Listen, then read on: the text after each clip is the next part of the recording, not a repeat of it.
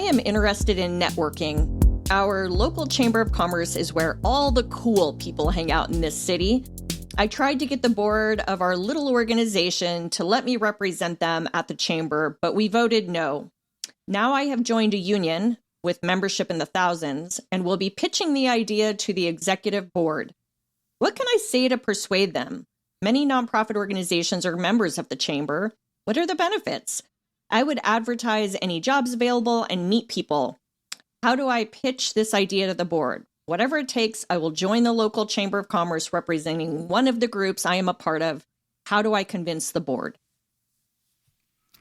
Well, so if I were a board member and a staff member came to me and said, I think we should join the local Chamber of Commerce, I think my first question would be, what's in it for the organization? Yep. Like, explain to me what we're going to spend however much $1,000 a year to be a member of the chamber. What are the benefits to the organization of chamber membership? For me, that would be, are you going to acquire donors at the chamber? Are we going to find some way to partner with other organizations that are members of the chamber, that membership in the chamber is the only way to do that? That's not something that I can just do directly. I don't know that I would be super excited about paying a ton of money so that a staff member can network. That doesn't feel like, unless they're doing it specifically for development reasons or specifically for program related reasons, I don't know that that's something that I would be super enthusiastic about it. But this sounds like something that's very important to you. And so you probably just need to do the work to come up with what the actual reason is that's compelling enough to get the executive board to say, yeah, that's a great idea. I know that many Chamber of Commerces also have like individual memberships. So you can always just join the chamber as an individual member. And then when somebody says, who are you? You can say, I am this person and I work for X. And that way, you get all the benefits of being associated with your organization and you're a member of the chamber and you get to do all the networking and you didn't have to ask permission. So I think maybe I'd approach it from that direction. I would concur with all that. I would add a few other points to this. I think anytime you're presenting something, showing you've done your research, having the strategy mapped out, and maybe you put it, I don't know if you just have one chamber, if you have multiples, you mentioned the union. So like whatever these groups are, I don't know, if I were doing it and making my case, I would want to like have a little table, like a little roadmap that, just something that kind of like has a chart that shows, here's the group, here's the membership size, like quick glance, right? Like that answers all those typical questions a board's going to ask. Here's what I think we will get from this versus this one, right? And sometimes it's not, right? Like, and I just think then making the case that hopefully your data collection and sort of your research of this helps make the case for you, because it becomes obvious after you look at that, okay, if we're trying to do X, this is the one to go to. And there might be different benefits to different groups. So then even a recommendation of, listen, I know we don't have the budget for all these, but the one I think makes the most sense with where we're going strategically, what we're trying to accomplish as an organization is this group. And so can we maybe just invest in a one-time, I think the messaging also needs to be a one-time.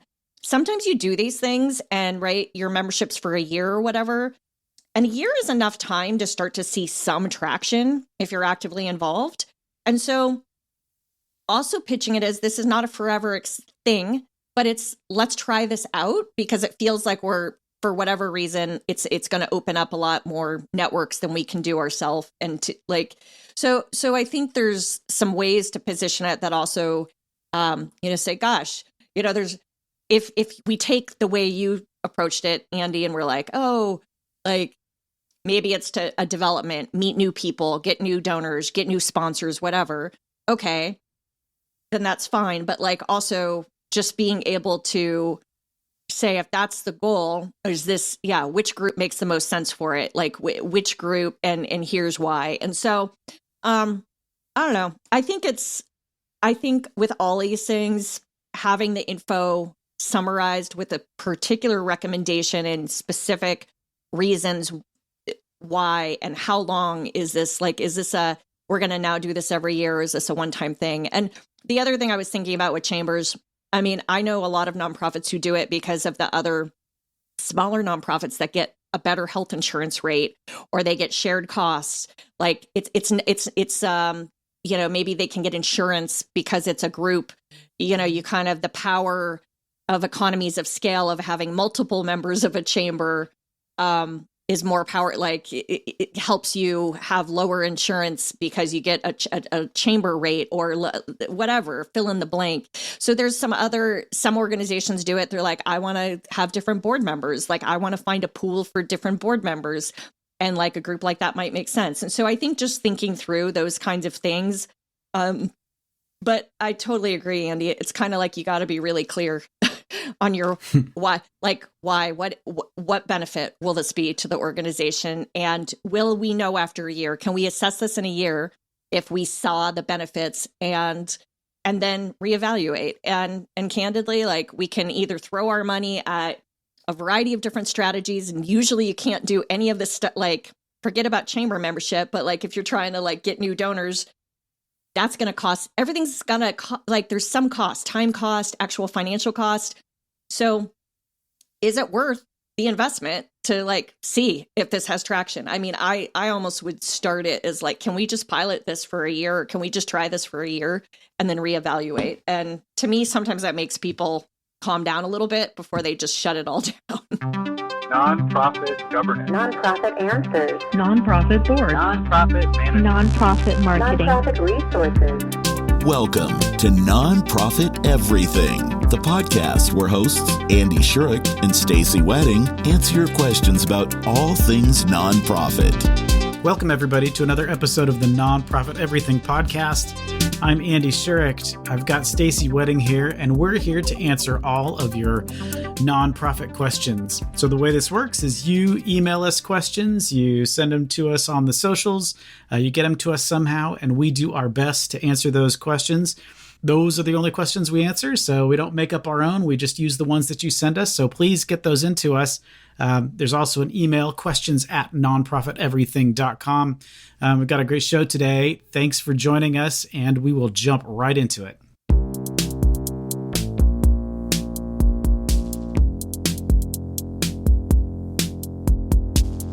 I am a development director and have been for about a decade.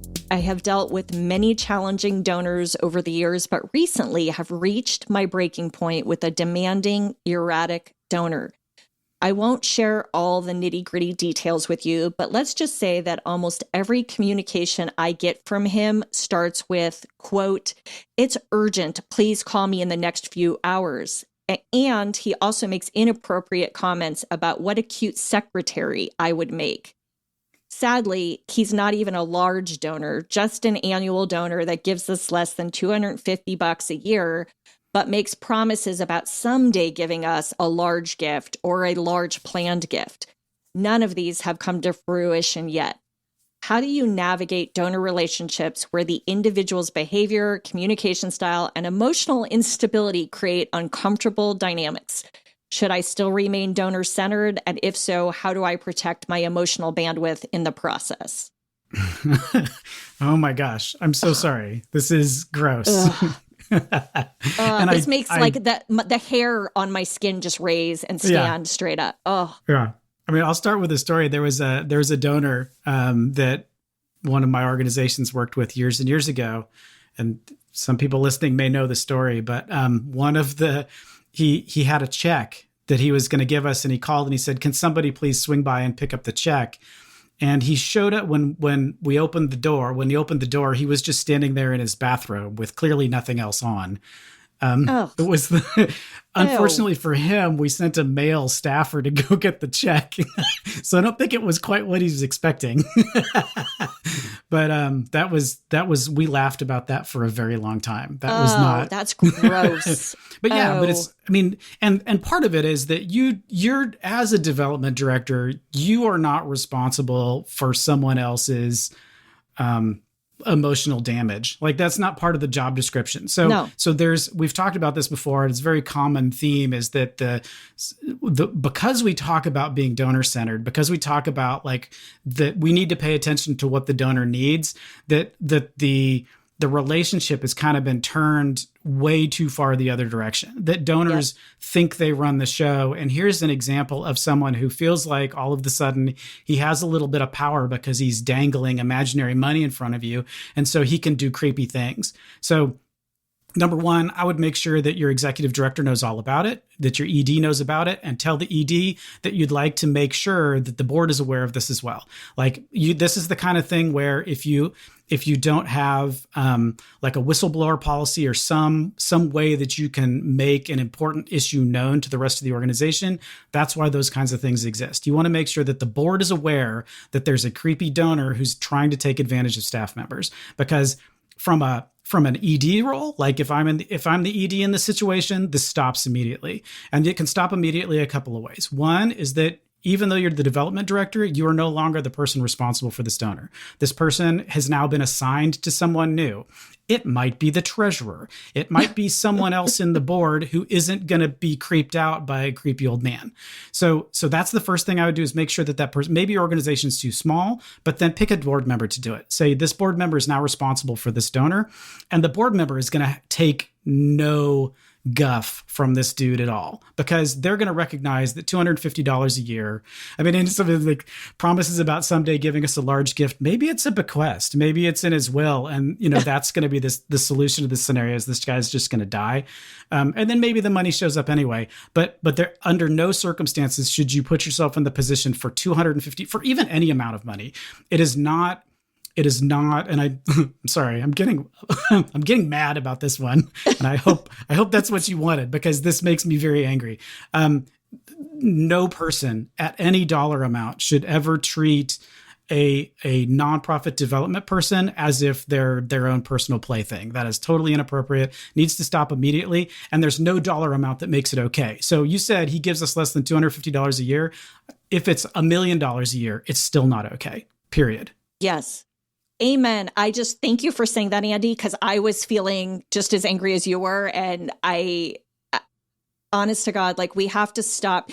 I feel like there needs to be a paradigm shift, because in some ways there's this sort of, back to what you said, sort of the way the industry is, but nonprofit fundraising professionals, oftentimes they're inherently polite, deferential. In some ways they have to be because of they don't have to be, but in many cases, that's what you end up getting, is because people are like, okay, I need to be able to kind of be malleable to a variety of different styles and personalities. And it is absolutely, there is a point of like, no donor should dangle support like a prize that you earn only by doing exactly what that donor wants and how they want it and when they want it. Like that is unacceptable. And I'm getting wound up too, because it's just, it sucks. Like it sucks. And it sucks that there's people out there who do this, and shame on any organization that allows that to happen, no matter what the gift size, to your point, Andy, because I just kind of go, it's not worth it. It's not worth the price. And what does that say about your organization's values and integrity if you're like, for the right amount of money, like we'll let someone talk to us a certain way or do a certain thing? Like, no, not cool. Because I think it really reflects and sends a message. So I love the idea about shifting the relationship to someone else. I think there's another opportunity to look at, could you put two people on this? Perhaps the other person, if you have the staff, and depending on how you're staffed, maybe it's a male-female duo that interact with this donor. But then the larger question becomes like, is this even, like, what is the opportunity cost, right, for the hours that you're spending catering to this individual's request and defending your organization's work and jumping through various hoops? And like, I don't know, what's the opportunity cost? Well, there's probably a lot of other amazing donors out there who aren't like that. And so at some point, is it kind of like we need to stop catering, and like we can still be professional, we can still be courteous and do all the base level things you do for a donor, but no, a meeting is not part of it. And if a meeting does happen, it's going to be two people from the organization, or it's going to be a different person altogether. It's just, this stuff is like power dynamics and games that make me physically ill. So I'm sorry for this person for going through it. Yeah. I mean, and the other thing is one of the things that I think it took me longer to learn than I probably should have is that don't ignore red flags. So Yeah. if something doesn't feel right, it's probably not right. Right. And based on what you've described here, it's a creepy situation that's going to get worse if you allow it to continue. So make sure that you've got support from your senior leadership team and the board to make it stop. I think the part that saddens me, Andy, and I'm curious to know if you hear this in the sector, but anyone who has spent more than a few years as a frontline fundraiser, I think can relate to this very situation. It's more common than I think we like to talk about as a sector and as an industry. And some of it actually borders on just complete, it's egregious. And it's sort of, I get saddened because there's a lot of people out there that kind of just say it's part of the job, right? Like they've started to just like succumb to that's just part of the job and kind of laugh it off. Like we just got to do it and play the stupid game. But I'm like, no, you don't. Because the more we keep doing, like the more people keep doing that, the more we're telling people that's okay and appropriate behavior. So I don't know if you have heard those trends, but I know I, as a female who has a lot of people in my circle who do professional, fundraising and development work. And the stories are absolutely, they make you just break out in hives when you hear them.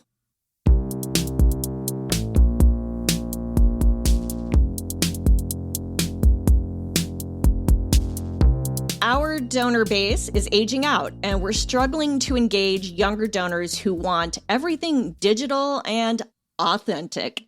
How do we completely overhaul our fundraising approach without abandoning our loyal older donors? Oh, and he's laughing, folks. You can't see him, but he's laughing. I just I don't know where to start. So first of all, like I think everything should always be authentic. I think if you're worried about authenticity, then I think maybe we have different definitions of the word. I think maybe we'll go with that. It's like, because I think authentic, like if your communications with your donors is not authentic, it's wrong. so maybe we're using a different okay, language. can I translate that the way I would, Yeah. Andy? Okay. Yeah. Because I didn't read it the same way as you did. I totally felt like I connected with that piece of it. So whoever asked this, thank you for that. Because to me, so you know how you see, it's probably less about authenticity, but there's like a buttoned up approach to the way someone communicates. It's very formal. It's just like sometimes there's like those donors that like literally are like more designed, and I don't know, as they prefer to feel very like it's a formal communication versus what I think this person is saying is like authentic, like raw and real. Like we're having struggles right now. Like instead of painting maybe like the perfect picture, being very real about like, or gosh, like our main machine that we need for XYZ just broke. And like, we're in a world of hurt. Can you help us right now? Like, I think there's some organizations that still struggle with like being that. And to me, that's what this question means by authentic, Okay. but I don't know if that's helping or not with that is. Okay. That is. Okay. So authentic as in like real. Yes. Like real. Yes. Okay. Like all right. getting I think I real, understand being that. real, keeping it real. That's the thing is like, I had a question a couple of weeks back and it had something to do with generational differences, right? So apparently I just don't speak English the way other people do anymore. So I need words defined for me sometimes. Thank you, Stacey, for bringing me up to speed on what that word means. So I think this is sort of an age-old fundraising question then, isn't it? It's like, how do you connect with donors where they are? How do you have a conversation with the donor where the donor is going to understand what you're doing and feel connected to you in such a way that they're going to want to give you money? And as we've one of a really smart marketer that I worked with years ago used to always say, when we're reviewing something and I'm having a problem with what we're reviewing, like for a donor piece, she always has to say, you have to remember you're not the target market. Like, and that's something I have to sort of keep in my head at all times, is that this piece of communication that's going out is written in such a way that it's specifically supposed to be targeted to the person that it's going to. So different channels may have different kinds of communication. So my sense on this one is that I don't know that I would want to abandon a current process. So if you've got direct mail and it's all in courier new and it's written the same way it's always been written, and that's effective for you, for those donors that you're reaching with that, don't change it. But if you're sending that piece to people that aren't going to be encouraged to work with you because they're not going to respond to direct mail, like, don't waste your money sending them the direct mail. So that's it's more about meeting the donors where they want to be. And yes, people do want to be treated differently. People are going to interact with a nonprofit in a different way, depending on who they are. I know, like, people like us, like the folks that are listening to this podcast, and Stacey and me have very clear, like, we've been doing this long enough that, like, direct mail for me, I mean, I love opening direct mail because I'm always curious about what it has, right? What's in this one? Like, I want to know what they're throwing today. So I'm excited about opening direct mail, but I don't ever send a check in the envelope that they send me, right? Yeah. I not physically write a check, stick it in the envelope, find a stamp, mail it back, right? Or if they put the stamp on it, that's always my favorite. Like, well, they put the stamp on it. How cute. So, like, that never, ever happens because that's just not how I give. And that's not how I interact with nonprofits that I'm interested in interacting with, right? And so the ones that I'll give to, the ones that I'm connected to, the reason I'm connected to them is for very personal reasons. And and I've got a relationship with those nonprofits. I know what they do. I feel close to them. They respond to me with the things that I expect them to respond to me with. And it works because that's what works for me. But every single person is going to be a little bit different. So I wouldn't change things to alienate who you currently have, but you may want to open up to and talk to, lots of people have had this conversation that know way more about it than I do, for sure. Find out, how are you going to connect with donors in such a way that they're interested in your mission and they're going to work with you. I'm not a big fan of, like Stacey said, I'm not a big fan of, like, oh, this is broken and everything's failing and this is our last chance. Please help us. We're dying. For me, I'm like, I'm not giving you another penny because you clearly don't know what's going on, right? That doesn't work on me, but that may work on other people. So you have to make sure that you understand, like, what all those different rules are and who you're talking to about what. Is that, yeah. What do you think? Is that the answer or not? Yeah, no, I totally agree. I am on the same page with you on this one. Like, all that kept coming up in my head with this question was multi-channel fundraising, right? And knowing that each channel accomplishes. So, like, there's been some data and studies out there that show, right, like, boomers, as an example, as like a generational example, like, tend to do well with emails or online donation forms, in-person events, even phone calls, right? Whereas, like, take that to the extreme, you have Gen Z that, like, they're never picking up their phone, right? Like, they're not. We know that, right? Like, that's not I mean, there's exceptions, but in general, when you look at kind of like how people are interacting with different fundraising mechanisms and channels, phone is not now a text to give. Yeah. They're down with it, right? It's quick, very, like, authentic. Social media storytelling is an authentic in the way that I defined it, right? For, like, on the right social media channels. I mean, I joke, I'm of that age where, yes, I still occasionally go on Facebook, and I know you ban all social media, right? Andy, you're not a fan of any of it, and I don't love it, but, like, I got my chance. Like, am I doing any of, like, the new, I don't even know half the new channels that are out there, right? Like, I'm like, oh, Facebook, which is like an old person. I mean, sorry for anyone else. My mom's on Facebook. Right. Yeah. Okay. Yeah. So there you go. Right. That says a lot. But my point is like, you're not like, so thinking through it is super smart. And I agree with you. Like, I don't think it's an either or. Like, either we're doing this kind of communication or this. I think it's an and. I think there's a huge and in this, right? I also think, like, there's an opportunity, particularly because so many, what they are finding is sort of that hands-on engagement and the true connection to your mission that historically right now, like younger generations are really leaning and gravitating toward, like, wouldn't it be cool if you have young people who are passionate about your mission to like have them, I don't know, come up with a cool name and create their own little like giving circle or like their little ambassador program where they get to like help you think through this? Because the reality is like, I, like you, Andy, can't keep up with all of it. And particularly, like some of the ways we've all been doing it are geared more toward, I think we as a society and a fundraising sector have leaned more toward strategies because we assume people with money are older. So there's been a different kind of approach to it.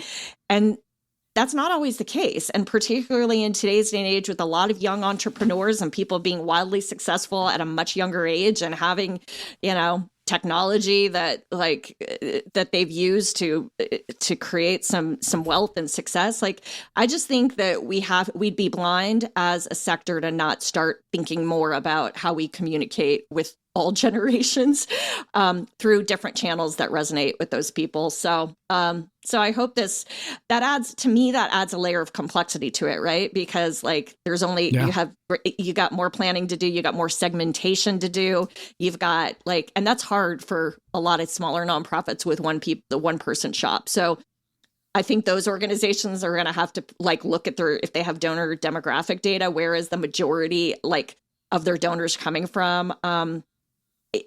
Like in what age groups and what like and then they may have to pick one because you can't do it all, right? Like, and that's hard, but that's the reality.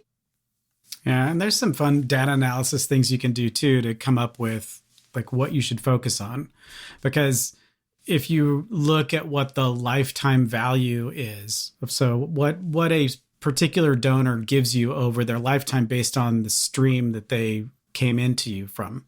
So if you look at somebody who is a volunteer that started to donate to you, how much money on average do they give over time? Somebody that was picked up by a direct mail acquisition piece, how much money do they give to you over the long period of time? Somebody that gives at a gala event, how much did they give you over a long period of time? And start being able to see like, oh, for us, our mission resonates with donors, or resonates with in such a way that we receive the most money from them over the longest period of time, people that came in through this channel. And that tells you, okay, this is the one we should focus on first. And then let's kind of tick down the boxes from there.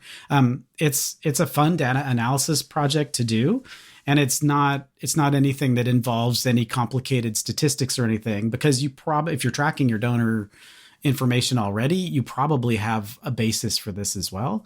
So we'll kind of give you a sense of what's already working and then show you places that are like, oh, this is promising. Look, if this happens, then look at all this money that showed up. So maybe we should try to figure out a way to talk to these people. What makes the most sense to be able to engage with this audience?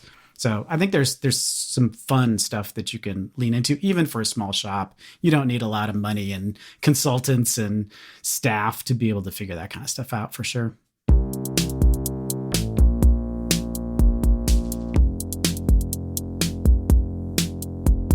We really appreciate that you've taken the time to join us today. This is, we loved, Stacey and I love getting together to do this, and we're glad that we can share it with you. Please send us questions. Questions at nonprofiteverything.com is the email address.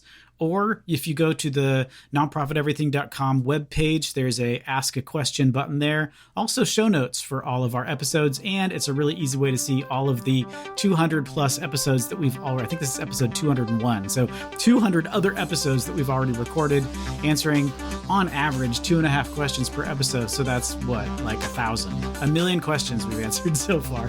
Thanks again. We really appreciate you. Keep up the good work, and we'll see you in 2 weeks.